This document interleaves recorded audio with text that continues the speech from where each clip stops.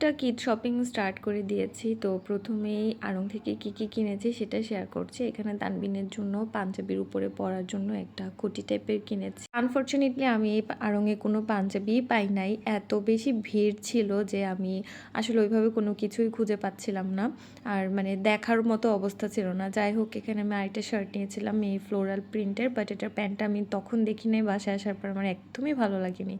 আর এখানে আমি একটা কুশি কাটার প্লেসমেন্ট নিয়েছিলাম সিঙ্গেল, তারপরে 2টা আড়ংয়ের বডি প্যাক নিয়েছি। আই নো এগুলো আমার ইউজ করা হবে না, এগুলো জাস্ট এমনি দেখলে কিনতে ইচ্ছা করে, এই জন্য কিনেছি আর কি। 2টা রানার নিয়েছিলাম, আর এবার কেন জানি আমার ইয়েলো কালারটাই বেশি ভালো লাগছিল। সো আমার 2টা রানারের কালারই হচ্ছে ইয়েলো টাইপের হয়ে গিয়েছিল, বাট এই 2টা আমার কাছে খুবই ভালো লেগেছে। 2টা রানারেরই হচ্ছে 2 পাশে 2 রকমের কালার, সো এটা 2 পাশে ইউজ করা যাবে। তারপর আমি খুবই সুন্দর একটা ফ্লাওয়ার ভাস কিনেছি। এটা আমার এত বেশি কিউট লেগেছে।